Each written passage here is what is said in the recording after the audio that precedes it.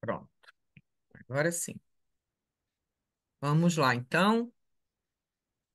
Nossa conversa de hoje é sobre relacionamentos, desafios e conquistas no processo evolutivo.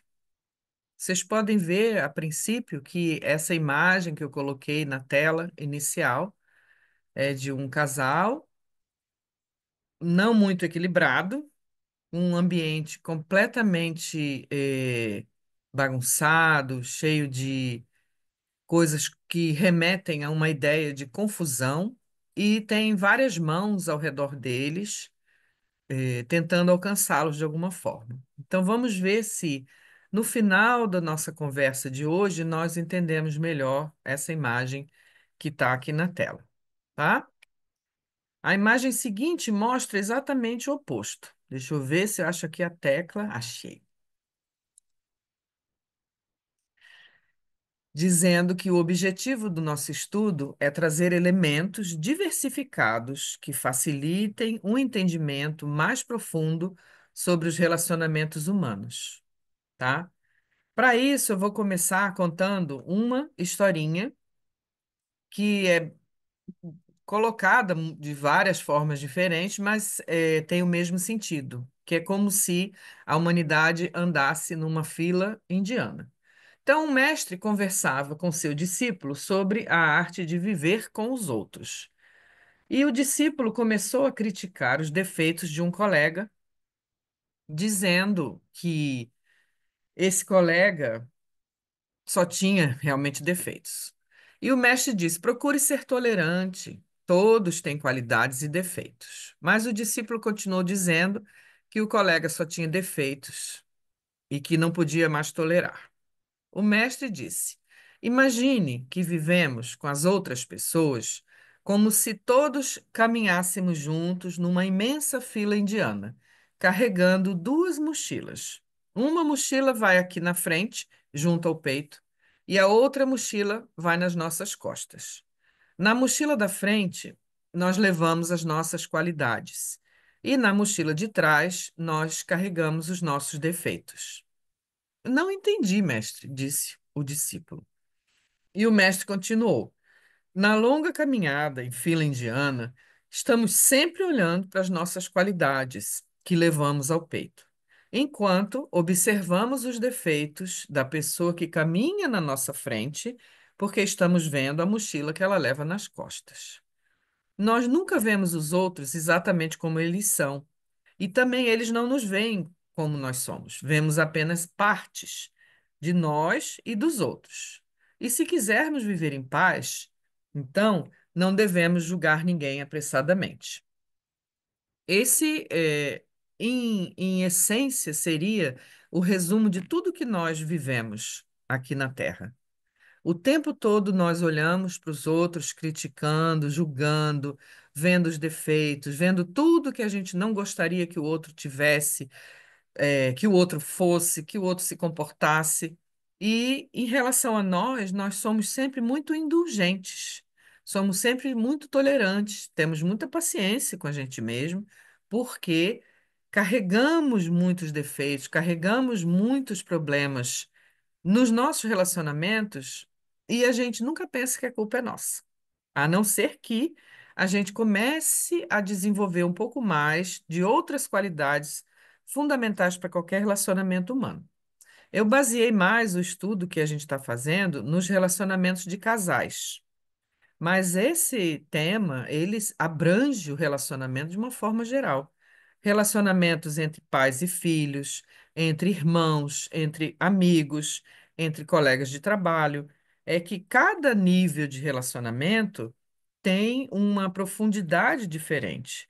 O relacionamento onde nós mais somos nós mesmos, ou teoricamente deveríamos ser, onde a gente mais tira as máscaras, é o relacionamento entre casais, é o relacionamento amoroso. Então, é nesse justamente onde nós vemos mais desafios.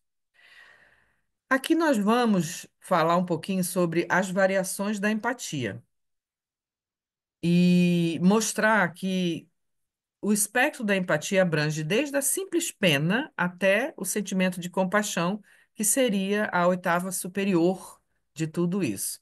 Quando a gente sente pena de alguém, nós simplesmente, poxa, que pena, você está passando por isso. É um sentimento distanciado. Nós olhamos a pessoa de cima para baixo e vemos a pessoa como um ser inferior, digno de pena. Vou já explicar.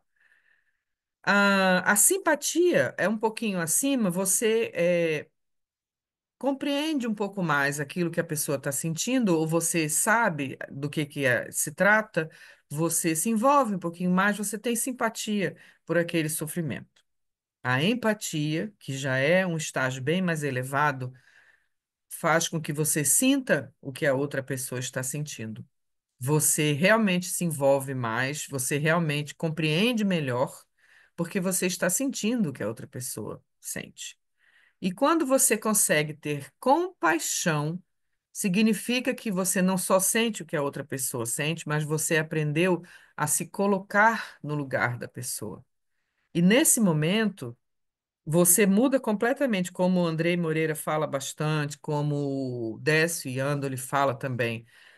Na pena, você tira da pessoa a capacidade de melhoria, porque como você vê essa pessoa como alguém inferior, digno de pena, você não acredita que ela é capaz de se levantar, que ela tem nela as qualidades que vão torná-la capaz de vencer os problemas e as adversidades. E quando você tem compaixão, pelo contrário, você sabe que aquela pessoa é igual a você, que você também passa por esse momento de dificuldade e qualquer outra pessoa no mundo passa por desafios e dificuldades que merece a compaixão, merece o seu sentimento de apoio, merece a sua ajuda, merece uma mão amiga que vá ajudar aquela pessoa a se levantar naquele momento difícil, porque você vê nela a capacidade de vencer essas adversidades e seguir em frente.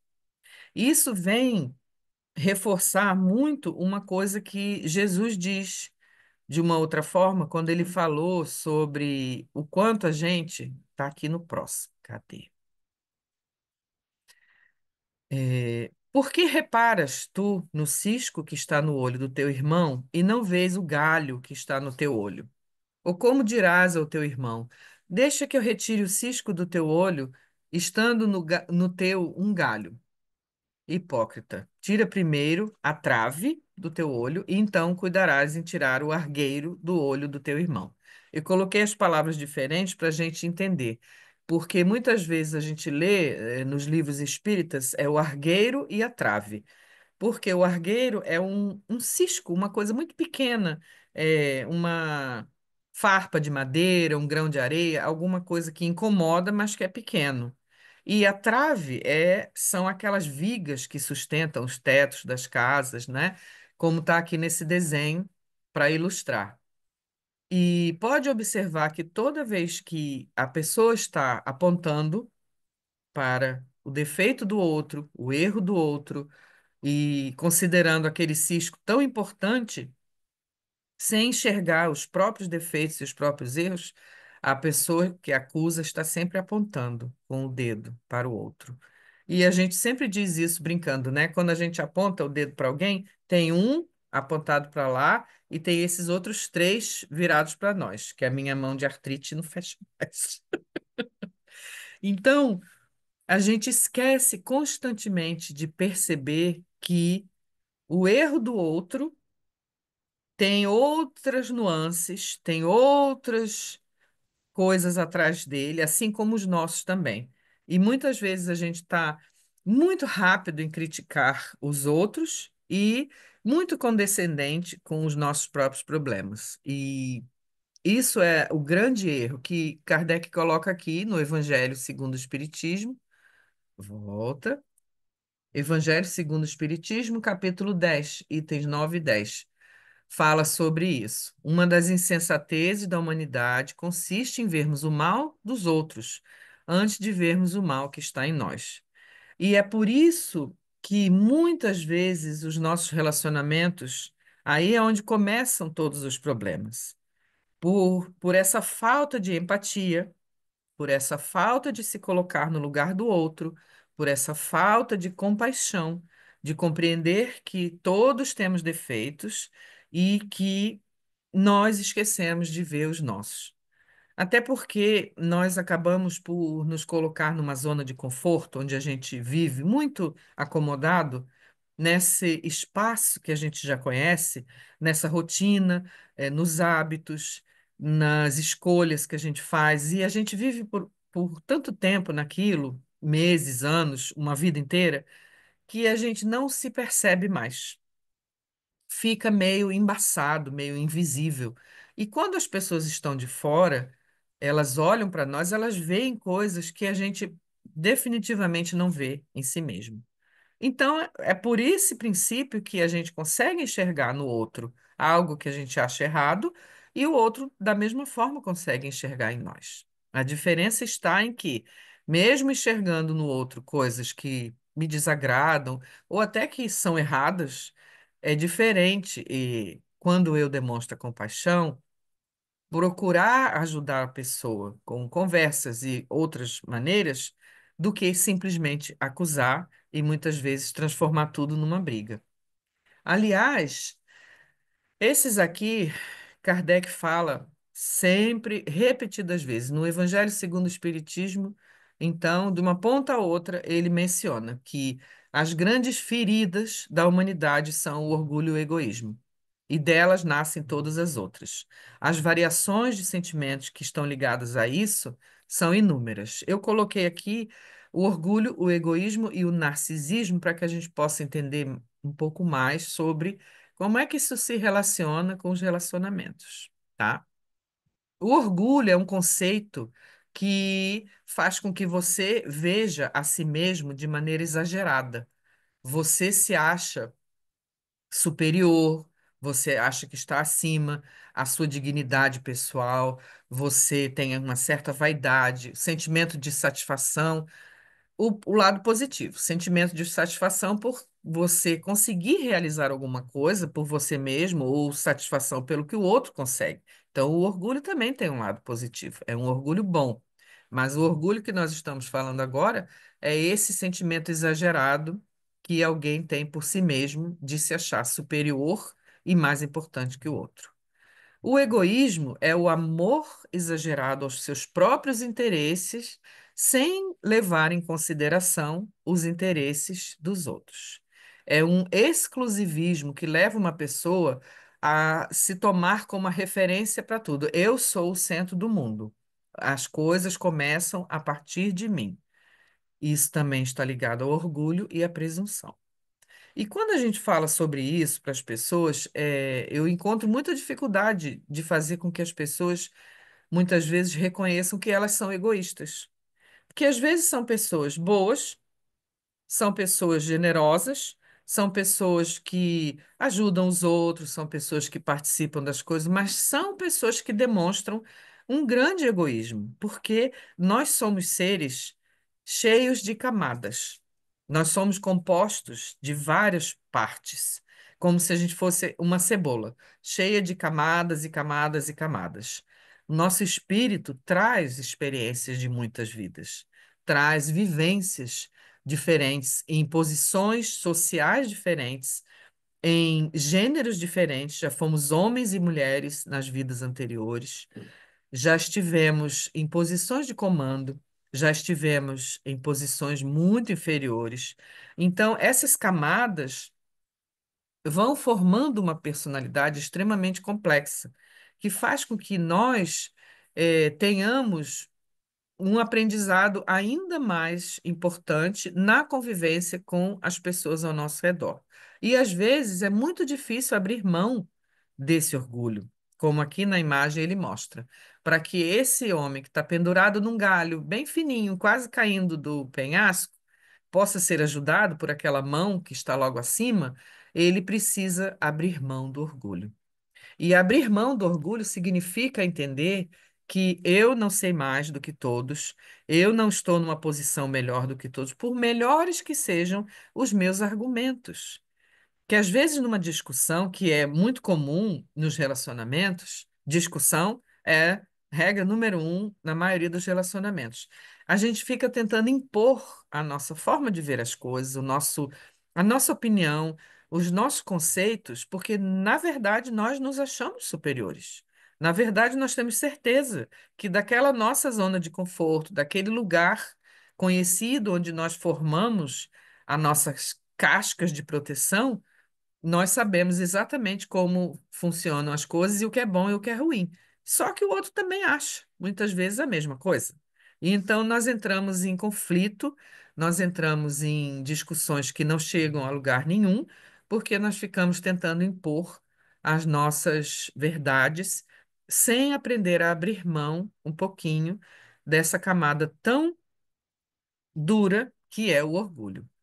Quando existe o elemento narcisismo, além disso tudo, ele é um transtorno de personalidade caracterizado por sintomas. Isso é um conceito bem generalizado. Obviamente que um psicólogo ou um psiquiatra vai poder colocar isso de uma forma muito mais profunda. Mas para o entendimento do que a gente está falando, eu trouxe o conceito, mostrando que essa personalidade vai ter um sentimento excessivo de importância de si mesmo e vai ter muita necessidade de reconhecimento, de atenção, de admiração e vai demonstrar atitudes e comportamentos arrogantes.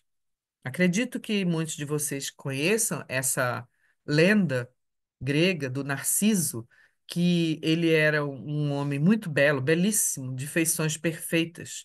E ele se achava realmente lindíssimo, e um dia, se olhando nas águas paradas de um lago, ele viu a própria imagem e se apaixonou por aquela imagem de tal forma que mergulhou no lago e ali morreu afogado e ficou lá mesmo. Então, o mito do narcisismo é esse: você se achar o centro do mundo, se achar a melhor coisa que existe, portanto, você vai saber melhor do que os outros em tudo.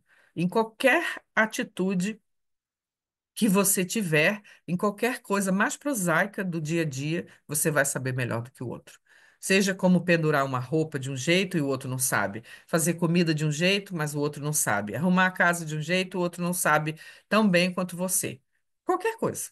E isso dificulta muito os relacionamentos, porque uma pessoa assim não consegue realmente sair de si mesmo para entrar no relacionamento mais cheio de tolerância, por causa desse orgulho, quando eu coloquei aqui.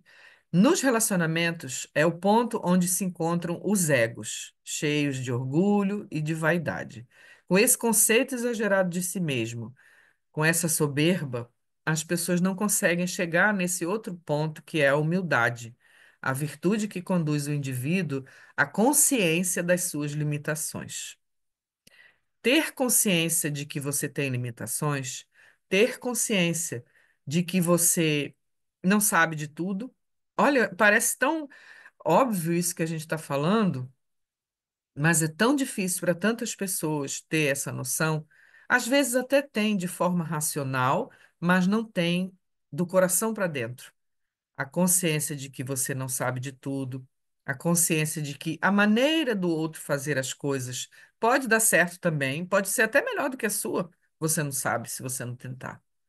A consciência de que todos erramos, todos cometemos falhas, todos estamos em processo de aprendizado e evolução.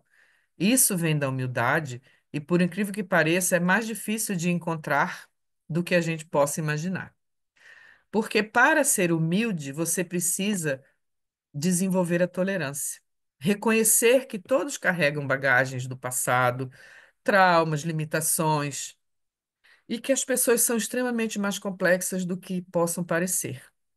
Nós não sabemos, muitas vezes, quando uma pessoa reage, se afasta de nós, não responde às nossas mensagens. Por que será que ela fez isso? Ela pode estar com medo, ela pode estar se sentindo culpada, ela pode ter um trauma porque teve grande dificuldade de relacionamento com o pai ou a mãe. Não sei. Não sabemos exatamente o que as pessoas carregam, da infância. E mais ainda, gente, com essa visão espírita, não sabemos o que essa pessoa carrega de outras vidas.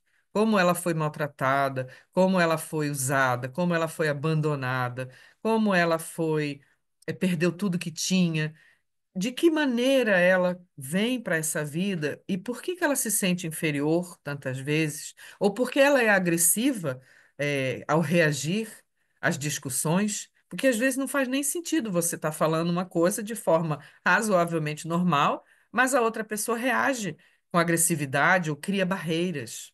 Aquela pessoa pode estar tentando se defender de alguma coisa que gerou traumas nela, limitações.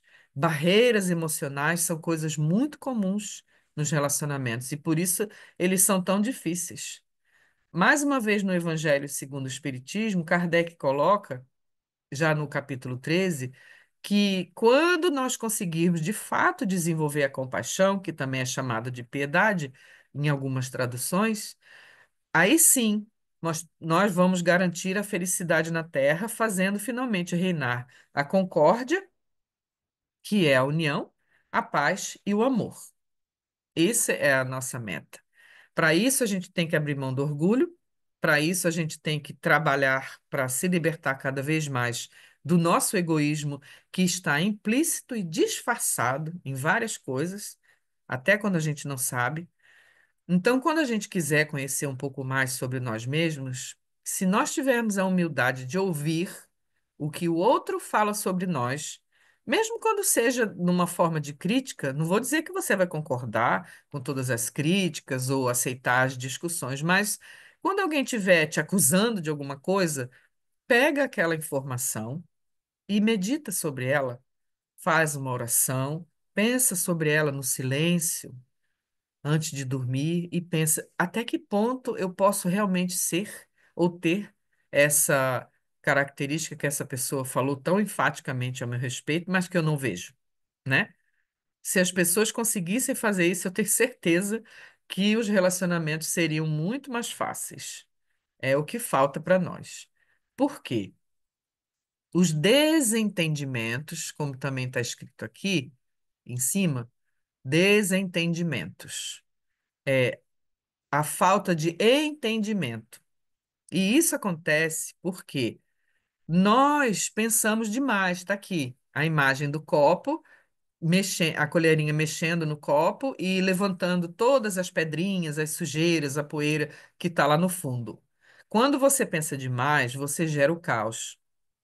Você gera uma confusão, igual um redemoinho, um vendaval, um tornado, que levanta todas as coisas. É você pensando demais. E a quantidade de pessoas que faz isso é muito grande. Pensa nos problemas de hoje, pensa nos problemas que já passaram e que não tem mais solução, porque já passaram, mas você fica trazendo o passado de volta. Pensa nos problemas do futuro que ainda nem existem, você nem sabe se eles vão existir, mas você pensa assim mesmo. Então você cria esse caos dentro da sua mente de maneira que você não consegue entender o que está acontecendo ao seu redor. Porque para ter clareza, como você vê, parando de mexer nesse monte de pensamentos, a água fica azul e todas as sujeirinhas vão lá para o fundo do copo. Para isso acontecer, você tem que ficar em silêncio. E quando é que a gente, no meio de uma discussão acalorada, no meio de uma discussão com um parceiro, uma parceira, quando é que a gente fica em silêncio? Muito difícil, né? É justamente aí, no momento mais difícil que tem das coisas, que a gente precisa fazer como o Chico dizia: tome a água da paz. Ou seja, bebe um gole da água, deixa o gole de água lá na sua boca e conta até 10, que aí passa aquele ímpeto de brigar, de discutir, de gritar, de continuar, quem sabe, né? É uma metáfora também. Então, quando a gente fica em silêncio, a gente consegue enxergar um pouco mais e, no meio desses desentendimentos, a gente consegue uma certa melhoria. Esse outro conceito aqui trazido por um psicólogo que eu estava assistindo um vídeo diz isso: ninguém nos irrita. As pessoas podem até nos provocar, mas quem aceita a provocação e se irrita somos nós. esse conceito é muito interessante, porque, de fato, ele reforça o conceito espírita também, que diz que as obsessões, as influências negativas, elas tentam nos alcançar, mas elas só entram em nós, ou se efetivam, ou elas só conseguem nos atingir se a gente abrir a nossa porta mental. Se nós estivermos com a mente aberta, elas conseguem nos alcançar. Então, mesmo que as pessoas nos provoquem, se eu não tiver disposta, não tem essa história que diz quando um não quer, dois não brigam? Então, se eu não tiver disposta a brigar, se eu tiver com um pouquinho de equilíbrio e clareza, porque eu fiquei em silêncio, essa provocação eu não vou aceitar. E, portanto, eu não vou me irritar e não vou começar uma briga. Esse é o grande desafio dos relacionamentos com qualquer tipo de pessoa, especialmente para os casais. As pessoas falam coisas na hora da raiva que depois elas até se arrependem.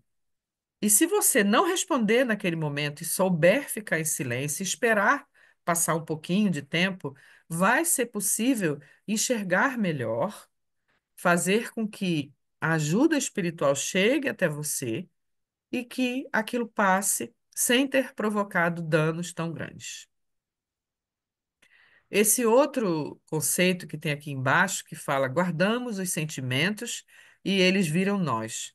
Nós é do nó, como se uma corda tivesse cheia de nó. Nós. Entenderam?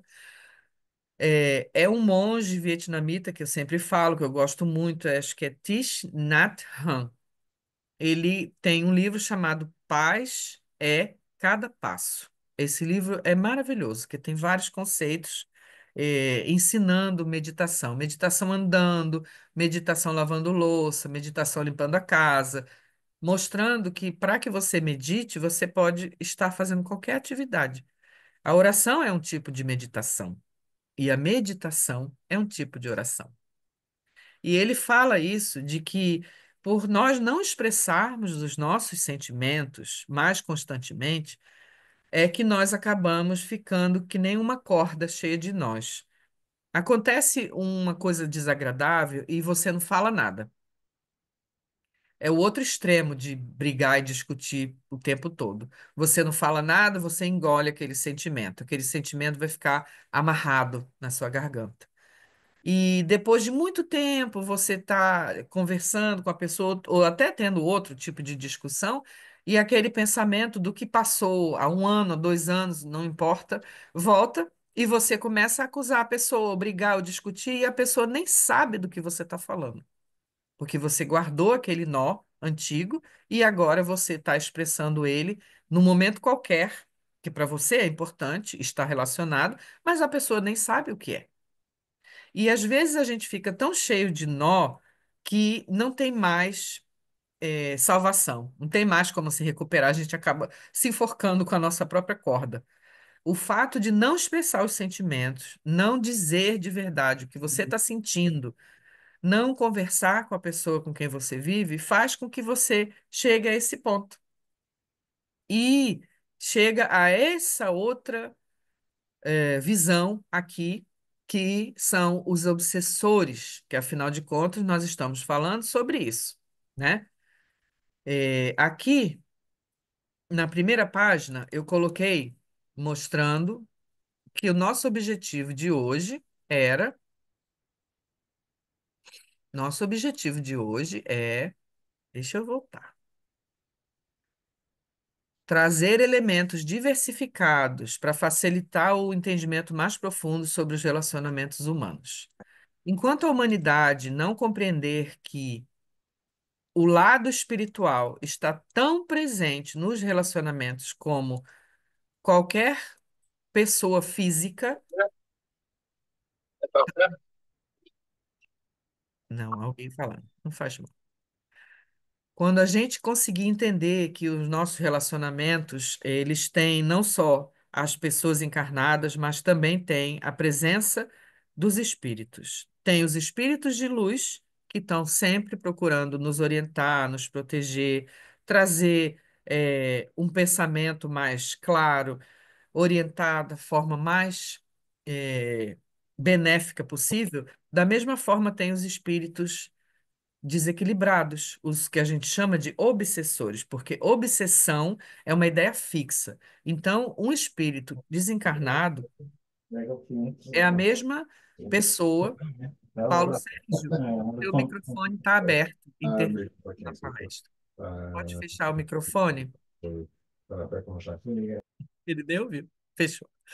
Então, quando um espírito desencarna, é a mesma pessoa que estava aqui na Terra.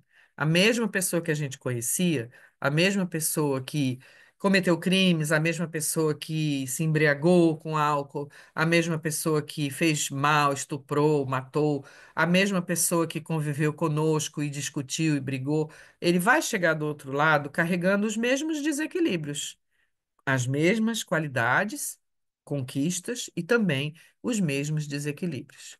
Só que no plano espiritual, a maioria das vezes, quando nós falamos de obsessores, ou seja, de espíritos que têm uma ideia fixa sobre algum assunto ou sobre uma pessoa, nós estamos falando de espíritos desequilibrados, tá? E esses espíritos desequilibrados vão se aproximar das pessoas atraídos pelas energias, porque tudo é magnetismo, tudo é energia. Seja na matéria, seja no plano espiritual, nós todos somos envolvidos pelas energias. E elas atraem os semelhantes.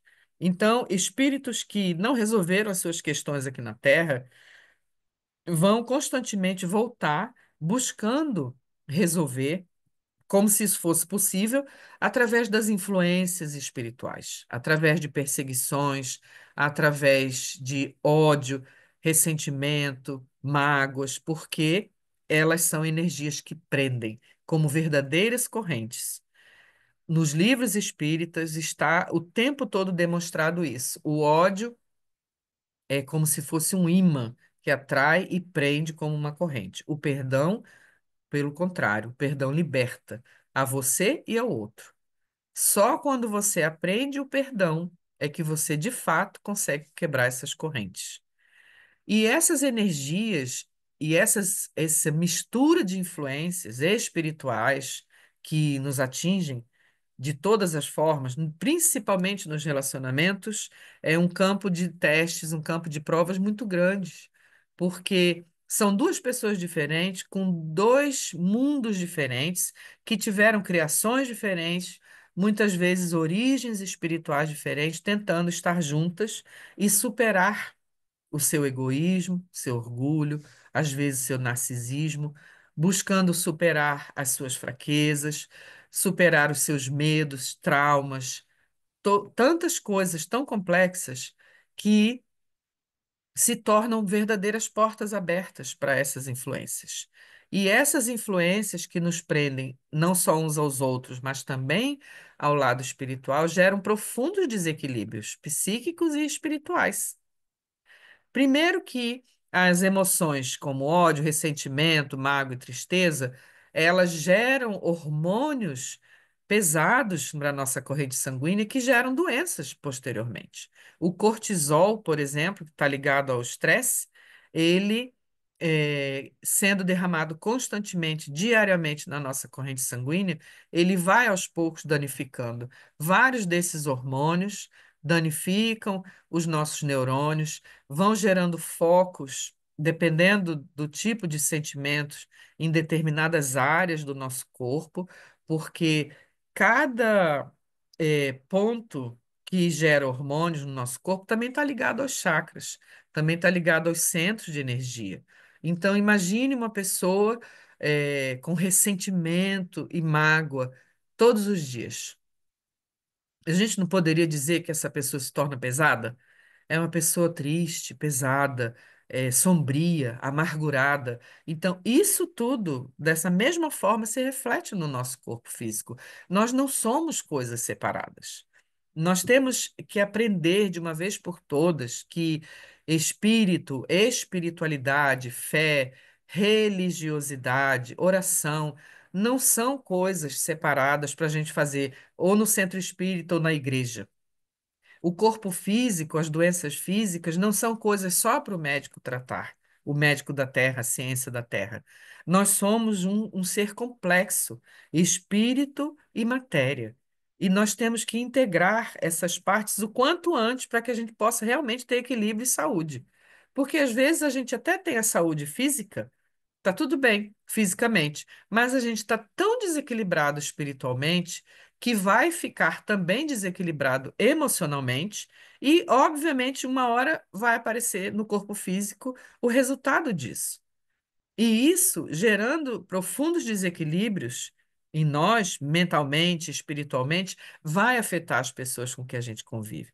Então, muitas vezes a gente tem vivências repetidas de relacionamentos problemáticos, ou por que meus relacionamentos não dão certo? Por que que a gente briga tanto com as pessoas? Por que que é tão difícil para mim? E às vezes o que a gente está precisando trabalhar e mudar não é o outro, é a nós mesmos. Que tipo de companhias espirituais a gente está atraindo? Que tipo de sentimentos e emoções eu preciso trabalhar para me libertar e para libertar também os outros?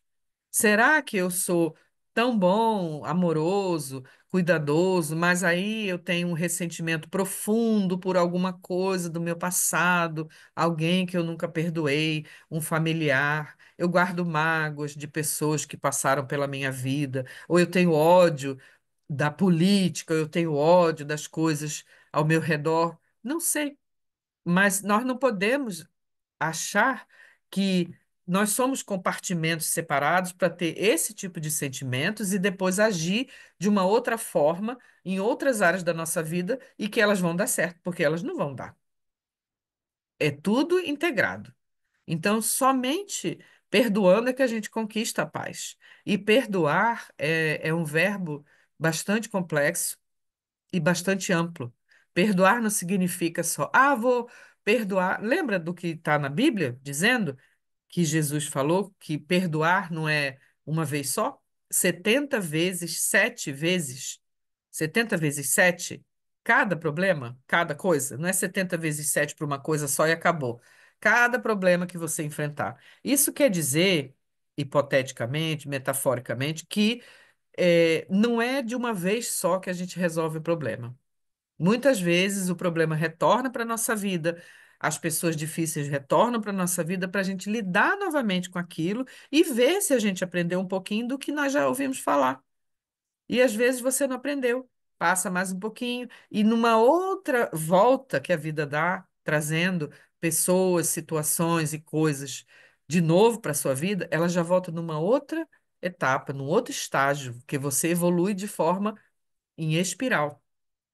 A gente não evolui de forma linear e nem evolui de forma vertical. A gente evolui de forma espiral. A gente vai rodando, rodando, rodando, até chegar num nível mais alto. E aí, quando aquela coisa volta para a sua vida, aquela situação, aquele desafio, você, teoricamente, já deveria ter aprendido algumas coisas com as vivências anteriores para colocar em prática nessa nova tentativa. Senão, ela vai voltar. Então, quantas vezes as coisas voltarem para a sua vida, mais elas estão te dizendo que elas estão ali para te ensinar alguma coisa sobre aquele ponto. Porque quando a gente aprende, a pedagogia divina não é punitiva. Ao contrário do que a gente aprendeu na Idade Média, de que Deus castiga e que a gente vai queimar eternamente no fogo do inferno, a pedagogia divina é libertadora. O sofrimento só existe enquanto houver necessidade de aprendizado. Quando nós aprendermos aquele ponto, aquela lição, o sofrimento vai embora. E vem outras lições para a gente aprender. As coisas mudam, a dinâmica da vida muda dentro desse fluxo de evolução. Porque você já aprendeu aquilo, qual o sentido de você ficar repetindo? Não precisa mais, né? E aí vem para essa reflexão aqui que fala sobre a dor. Volta.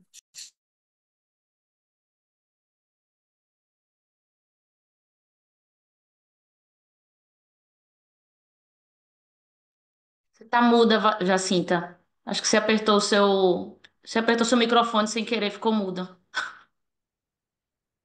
Você tá muda. Ainda bem que você viu. Foi mesmo, É, Karine. Quando eu fui arrastar a barra, apertei o mudo. Então vamos lá. Eu estou falando aqui sobre a dor, compreender a dor. Dor pode ser dor moral, dor emocional, dor física, dor espiritual, tá? São vários tipos de dores, cada um tem a sua dor e cada um sabe onde aperta mais, né? Quando nós procuramos compreender a dor, os defeitos e os desequilíbrios como parte do nosso processo de crescimento e do equilíbrio das energias dentro de nós, a gente consegue se libertar um pouco mais. Sem essa compreensão, mantemos vivas as crenças medievais que eu acabei de falar, de medo de um Deus caprichoso e punitivo, né? Que tinha o julgamento imediato das situações, sem uma perspectiva espiritual que nos dá a capacidade de recriar nossas energias através da nossa própria transformação interior.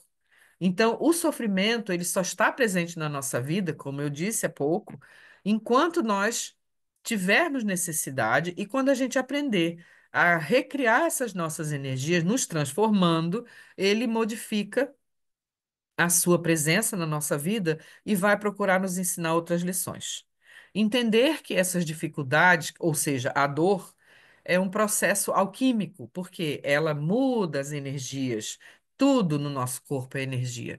E são processos transformadores que estão matematicamente alinhados com os processos kármicos de evolução de cada um.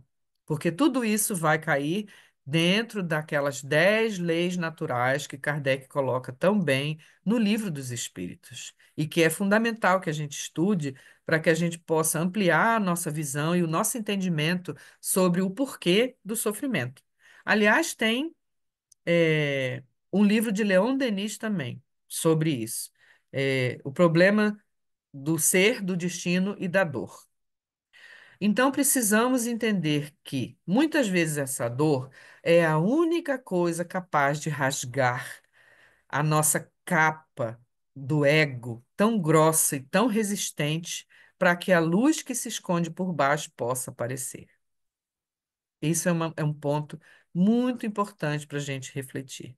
Quando a dor está presente em nossa vida, a dor da perda de um ente querido, a dor de um relacionamento que não deu certo, a dor de se sentir sozinho porque não consegue ter um relacionamento, a dor de não ter uma família, outros tipos de dores físicas que atingem tanta gente, doenças, todos esses são desafios imensos. Mas às vezes esse é o único caminho, como os espíritos costumam dizer. Nós só temos essas maneiras de evoluir, pelo amor ou pela dor.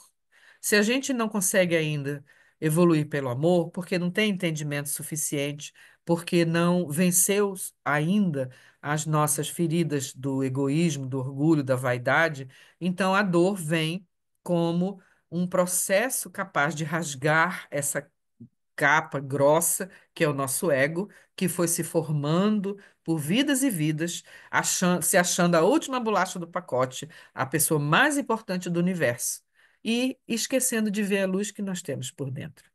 Por isso que muitas vezes, ao conversar com obsessores no trabalho mediúnico, nós falamos para eles de forma que nós estamos vendo a luz que eles carregam ali dentro. Não importa o quanto ele venha com raiva, o quanto ele seja buscando vingança, ou se apresente de forma horripilante, nós sabemos que ele tem luz ali dentro, porque todos nós somos iguais.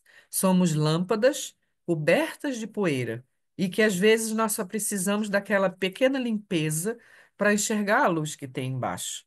E ninguém se torna mal, ninguém se torna perseguidor, ninguém se torna rancoroso porque quer. Nós só fazemos isso porque é a única saída que a gente vê em determinadas situações devido à nossa ignorância. Devido à nossa falta de conhecimento das opções, a gente acaba indo por aquele caminho. E todos nós somos dignos de perdão. É por isso que nós temos esse trabalho para fazer.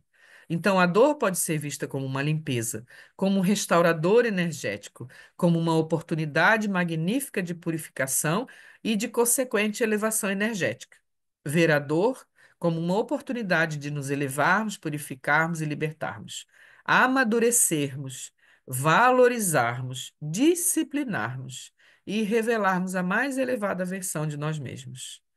Disciplina. Lembra da história de Emmanuel falando para Chico? O que que ele precisava? Disciplina. Porque disciplina significa que no momento difícil, que quando não tiver as coisas adequadas do jeito que você achava que devia ser, mesmo assim você vai continuar. Quando faltar isso, aquilo, mesmo assim você vai continuar, porque você tem disciplina. Eu não estou falando de autoflagelo, porque ninguém está aqui somente para sofrer. Eu estou falando de aprendizado, de não abrir mão das coisas tão rapidamente quando elas ficam difíceis. De que, na menor contrariedade, a gente, vou embora, vou abandonar tudo, vou desistir, não aguento mais. O nosso nível de tolerância para com as coisas que acontecem ao nosso redor muitas vezes é baixo. A gente se perdoa muito facilmente pelas nossas falhas e comportamentos equivocados e não perdoa o outro nem a situação e quer desistir rapidamente daquilo para não ter que sofrer. No entanto, a gente se esquece que sofre muito mais é, porque espiritualmente falando, nós somos seres eternos. Então, enquanto a gente não aprender aquela lição, a gente vai voltar, ou nessa vida ou na próxima, para retomar aquilo de onde nós deixamos parado. Vamos ter que retomar até que a gente tenha aprendido aquela lição e evoluído daquele ponto, tá? Esse próximo passo mostra, reforçando ainda mais o que eu tinha falado antes, de que quando nós odiamos alguém, ou quando temos mágoa ou ressentimento, a Karine que vai gostar dessa imagem, que eu adoro também, a Lisa, ela tem umas imagens perfeitas para representar as coisas. Quando nós odiamos alguém, ou temos mágoa ou ressentimento, nós nos fixamos nessa pessoa. E cada vez que nós revivemos essa situação que provocou o sofrimento, o nosso cérebro sofre com o estresse, como se a situação estivesse acontecendo novamente, desencadeando substâncias químicas nocivas no nosso organismo. Pessoas que não perdoam adoecem com mais facilidade. Porque, segundo a programação neurolinguística, segundo os estudos da neurociência, o cérebro não sabe diferenciar o que é um simples pensamento, um sentimento ou uma ação real. Se eu estou relembrando o sofrimento, a dor que me foi causada, ou uma situação desagradável que eu vivi, ou a mágoa que eu sinto de alguém, ou a raiva que outra pessoa me causa, o ódio, ele está vivenciando tudo isso de novo e desencadeando essas reações químicas como se eu estivesse vivendo aquilo de fato. Então, essa imagem aqui que mostra a pessoa com a cabeça cheia de monstros, cobras e lagartos é uma pessoa deprimida, está curvada com o peso dos próprios pensamentos. É uma pessoa que está sofrendo, é uma pessoa que tem dor, é uma pessoa digna de compaixão, não é? Quantas vezes a gente aprende ou é ensinado de que nós devemos ter compaixão dos outros? Acabei de falar isso o tempo todo aqui na palestra. E quantas vezes alguém diz que a gente precisa ter compaixão de si mesmo? Não é? Quantas vezes a gente precisa de colo, a gente precisa de tolerância, paciência, perdão para conosco mesmo? Que nós, a maioria das vezes, eu vejo pessoas que se autoflagelam o tempo todo, se criticam, se cobram, colocam metas muito pesadas, colocam objetivos muito difíceis para si mesmas, nunca se achando boas o suficiente. E isso também, muitas vezes, pode ser fruto de uma criação equivocada, de memórias da infância, de traumas e de outras vidas. Então a pessoa faz o melhor que ela pode, mas nunca acha que é suficiente. Então ela nunca é boa o suficiente para nada, está sempre se sentindo inferior, e muitas vezes a pessoa que se sente inferior acaba virando o agressor, né? Ontem falávamos sobre isso. A frase de Paulo Freire: quando a educação não é libertadora, o sonho do oprimido é tornar-se o opressor. Isso se aplica não só à educação. Porque educação dos sentimentos, educação emocional é a coisa mais rara nesse mundo. É o que mais falta para as pessoas. Se tivesse educação emocional nas escolas, as coisas eram bem mais simples. Quando a gente não educa as nossas emoções, tanto para saber se colocar no lugar do outro, perdoar, compreender, ter tolerância, compaixão, e não aplica isso para a gente mesmo, quando a gente, sem nem perceber, estamos agindo como verdadeiros opressores na vida dos outros, do jeito que a gente não gosta que façam conosco, porque não sabemos agir de outra forma. Repetimos os padrões que trouxemos dos nossos pais. Uma pessoa que levou muitas surras na infância, que os pais achavam que era com a violência ou com pancadas que as gerações anteriores sempre acharam que esse era o certo, e você de repente se vê batendo no seu filho e não sabe nem por que está fazendo aquilo.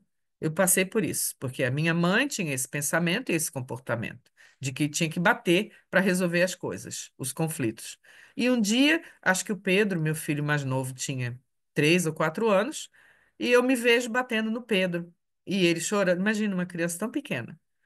Ah, podia ser só um tapa nas costas ou coisa parecida. Ele virou e disse para mim: Pois é, mãe, chorando. Eu achava que quando a gente amava alguém, a gente não batia, não fazia essa violência. E nunca mais esqueci disso. Chorei mais do que ele e aprendi essa lição, porque eu percebi que eu estava fazendo a mesma coisa que a minha mãe. E a minha mãe provavelmente fez a mesma coisa que a mãe dela.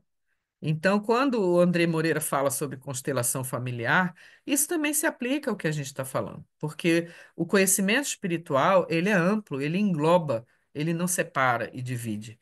Então, no momento que eu entendo que as gerações passadas tiveram atitudes e escolhas que era apenas a repetição do que eles aprenderam, sem pensar direito, e eu não tomo atitude de mudar isso, então eu vou começar a carregar todos esses sentimentos e começar a ter depressão, sofrimentos diversos, uma chuva de hormônios negativos que vai diminuir a minha imunidade, vai me deixar mais vulnerável a todo tipo de doenças, porque é isso que o estresse e os sentimentos negativos provocam.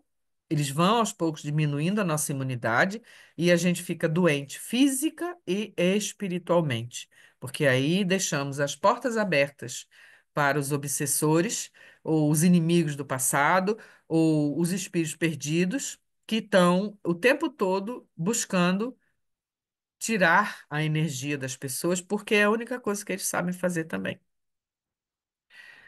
Quando esse aprendizado, esse aqui é do livro Sexo e Obsessão, eu acho que é do Divaldo, agora eu não lembro, vou ver. Aqui mostra a imagem de uma âncora, tá? Tentando um balão bem pequenininho tentando levantar essa âncora imensa e pesada, tá? Quando o perdão é muito difícil de ser concedido, a compaixão desempenha um papel de importância. Então, antes do perdão, pode vir a compaixão. Porque todos necessitamos desse sentimento, já que todos caímos nos mesmos deslizes e somos credores dessa misericórdia. O ódio, que nasce do ressentimento e da necessidade de vingança, que é uma herança muito forte do barbarismo que ainda predomina na natureza humana. Não se esqueçam que somos espírito, o princípio inteligente da criação evoluiu através de todos os reinos da natureza, do reino mineral, do reino vegetal e do reino animal. Então, ainda é muito forte dentro de nós. Ainda temos laços muito fortes desse barbarismo, dessa violência, dessa agressividade que a gente vê nos nossos irmãos animais, tá? E quando a gente expressa o ódio, que nasce do ressentimento e da necessidade de vingança, esse barbarismo vem à tona, porque ainda está na nossa natureza e vai se nutrir, se alimentar dos seus próprios fluidos. Ou seja, ele é gerado e ele se alimenta dos próprios fluidos e termina consumindo aquela pessoa que está gerando o sentimento de ódio e vingança ou outros que nós mencionamos hoje aqui, tá? A primeira pessoa que se prejudica com o ódio, com a raiva, com o ressentimento, com a mágoa, somos nós mesmos. Porque é gerado em nós é originário em nós essa energia. Então, antes de atingir qualquer pessoa, ele vai atingir a nós mesmos e muitas vezes nos consumir. Quando esse ódio ou esses sentimentos negativos recebe os impulsos da compaixão, eles vão se diluindo, os laços vão se afrouxando e ele vai se dissolvendo, alterando as suas vibrações mórbidas, doentias e, por fim, cedendo espaço à ternura e à fraternidade. Tudo, porém, deve começar no ponto inicial, que é o desejo de mudança e a necessidade de renovação. Então, isso vem reforçar todos esses conceitos de motivacionais, de autoconhecimento e de quando a gente aprende que o primeiro ponto a ser trabalhado somos nós mesmos. É dentro de nós que vai ter que surgir essa vontade de mudar, de se renovar. Nós não estamos fazendo evangelho no lar, ou estudando, ou aprendendo todos esses conceitos espirituais para dizer como eu vou mudar o outro?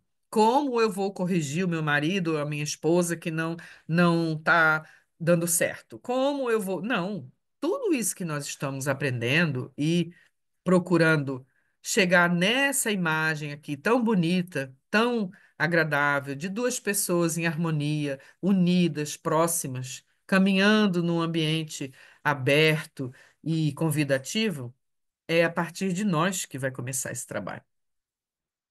Porque construir um relacionamento requer dedicação, esforço e compreensão. Comunicação, respeito mútuo, confiança, honestidade e valores compartilhados. Isso é como se houvesse uma fórmula para dizer o que é preciso para um relacionamento dar certo. Está aqui. Agora, chegar a isso, conquistar cada um desses passos, esse é o grande desafio. Mas aí vem o componente espiritual. Por quê? A espiritualidade no relacionamento pode servir como uma âncora poderosa e fonte de crescimento. Aí a âncora é uma âncora diferente. Uma âncora que vai nos sustentar quando a gente estiver em desequilíbrio, quando as tempestades da vida quiserem nos derrubar, quando o mar revolto das nossas emoções quiser nos arrastar em direções conflituosas, essa âncora vai estar nos segurando e nos trazendo o equilíbrio que a gente precisa para vencer. Essa âncora é a espiritualidade, o conhecimento espiritual que liberta as almas dessa estrada poeirenta de dores e sofrimentos repetitivos que é, muitas vezes, a nossa vida na Terra, tá? Mas para que a espiritualidade sirva como essa âncora poderosa, é preciso abordá-la com paciência, com respeito mútuo, disposição para crescer individualmente e juntos. Os desafios geralmente surgem quando há diferenças em crenças, em práticas ou nível de comprometimento, mas a mente aberta e a compaixão podem preencher essas lacunas. Em última análise, integrar a espiritualidade ao seu relacionamento ajuda a criar um espaço de amor, de paz e propósito compartilhado, mesmo diante dos desafios. Eu sei que tem muitos casais que têm crenças completamente diferentes. Um é ateu, o outro é espírita. Um é católico, o outro é protestante. Um é judeu, o outro é muçulmano. Mas, se essas pessoas estão juntas, tem um propósito. Se essas pessoas decidiram se unir, é porque elas precisam crescer juntas. Então, se houver esforço e dedicação, mas fundamental, comunicação. Se houver a comunicação e o diálogo, tudo pode mudar. Porque a partir do momento que você aprende a ser honesto e verdadeiro, sincero na sua comunicação, você consegue passar para a pessoa os seus sentimentos sem estar gritando, sem estar desequilibrado, sem estar com ódio, sem estar querendo mandar na outra pessoa, sem estar querendo dizer a ela tudo que ela tem que fazer, apenas comunicando os seus pensamentos, e se essa pessoa estiver disposta também a comunicar os delas, aí dá certo. E muitas vezes uma pessoa quer comunicar e o outro não. Mas muitas vezes o outro não comunica porque não sente a abertura suficiente, não sente uma verdadeira compaixão por parte do outro para que possa abraçá-lo no momento que ele mais precisar. Isso não é uma fórmula, tá? É impossível a gente achar que pode aplicar isso a um relacionamento. Nós podemos tentar, nós podemos fazer o melhor, porque lembre-se que em todo relacionamento nós estamos sempre com mundos completamente diferentes e em choque, batendo de frente, um precisando de mais atenção do que o outro, mas quando a gente desenvolve esse respeito mútuo, quando um precisa mais, a gente dá, quando o outro precisa mais, a gente cede.